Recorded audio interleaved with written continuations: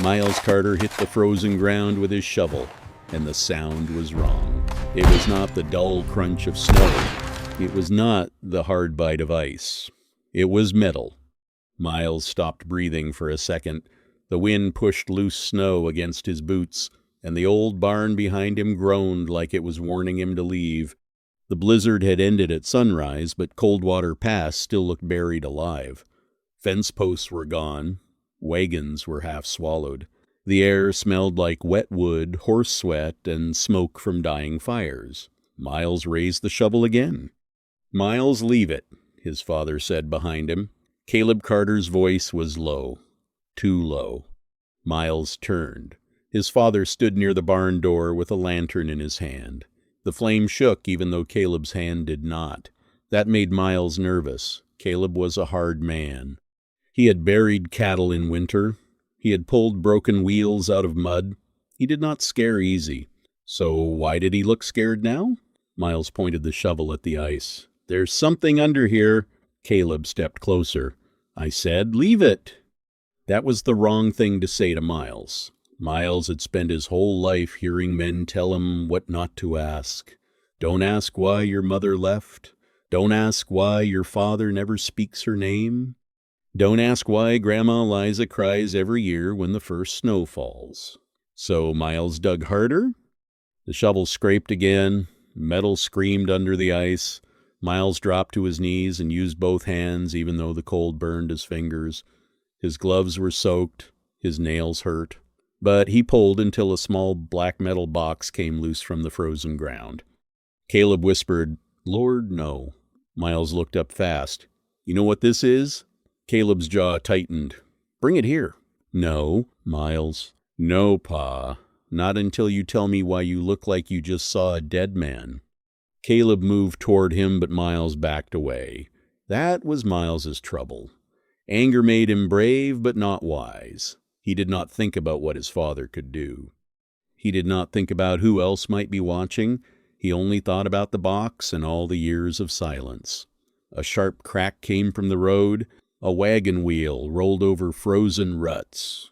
Miles and Caleb both looked. Sheriff Abel Ross rode up on a dark horse wrapped in a thick buffalo coat. Snow clung to his beard. His badge was dull with frost. Abel Ross had always been kind to Miles. He had given Miles peppermint candy when he was little.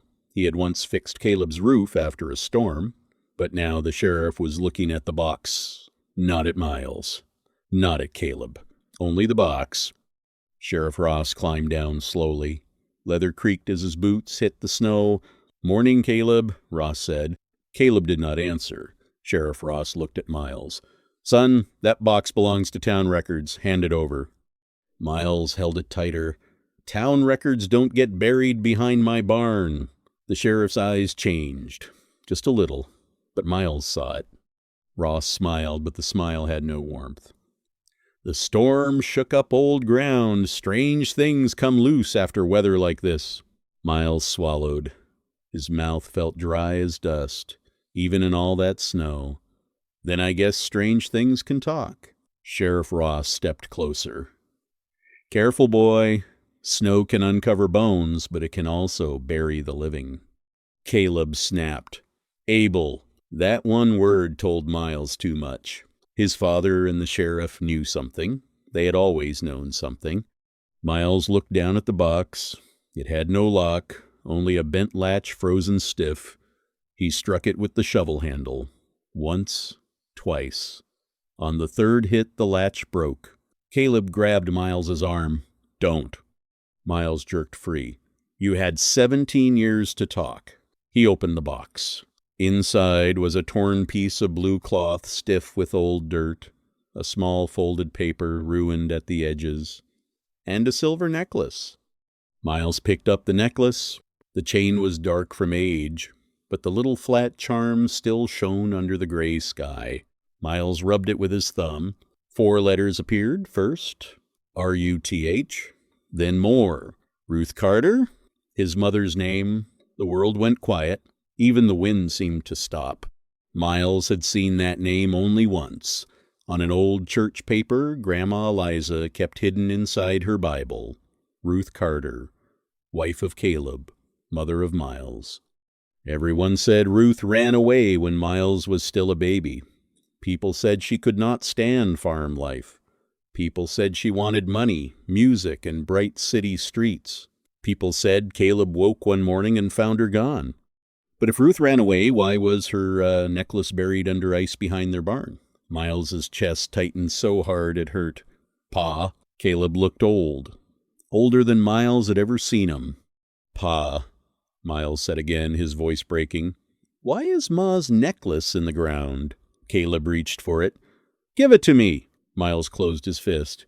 Answer me. Sheriff Ross put one hand on his gun belt. Not drawing. Just resting there. Miles saw it. Caleb saw it too. A new kind of fear moved between them. Then Grandma Eliza came out of the house.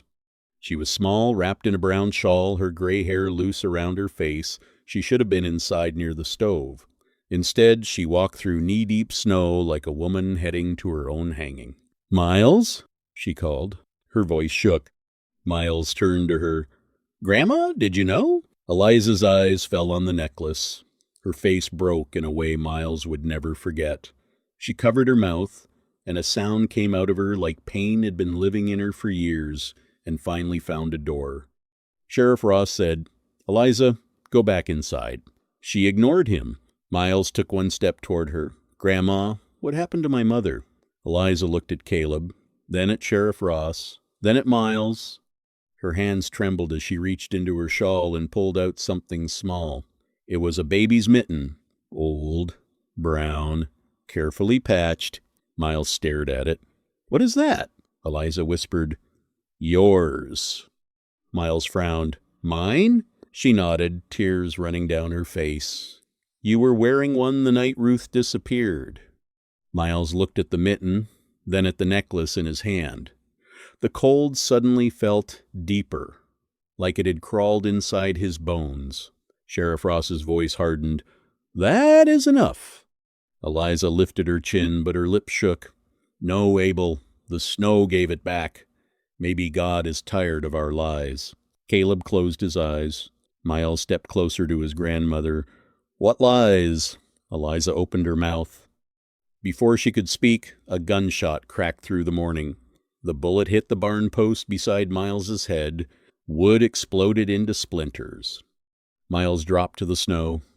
Caleb shouted his name. Grandma Eliza screamed. The silver necklace flew from Miles's hand and landed in the blood-red light of the fallen lantern. From the tree line, a man's voice called out through the cold.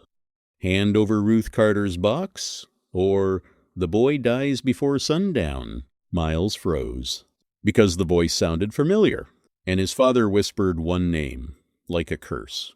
Silas. Miles stayed flat in the snow, his cheek pressed against ice so cold it burned his skin. For 1 second, nobody moved. The gunshot still rang in his ears. The barn post beside him had a fresh hole in it, and broken wood dust fell onto the snow like brown sand. The lantern lay on its side, still glowing weak and red. Ruth Carter's silver necklace rested beside it, half sunk in slush, like the snow was trying to take it back. Miles reached for it. Caleb hissed, "Don't move." Miles froze. From the trees, the man called again, "I don't miss twice, Caleb. Give me the box." Sheriff Ross slowly raised both hands. "Silas, don't be a fool." A dry laugh came from the tree line. "Funny hearing that from you, Sheriff." Miles looked at Caleb. "Who is Silas?" Caleb's face was pale. A ghost who should have stayed gone. Grandma Eliza was shaking near the porch, still holding the old baby mitten. Snow clung to the bottom of her dress. Her lips were blue from cold, but her eyes were not weak anymore. She whispered, "Silas Ward?" The name meant something in Coldwater Pass. Miles knew it from old wanted posters nailed inside the feed store. Silas Ward had been a hired gun years ago. A tracker. A man who found people who did not want to be found. Miles's stomach twisted. Was he looking for Ma? Miles asked.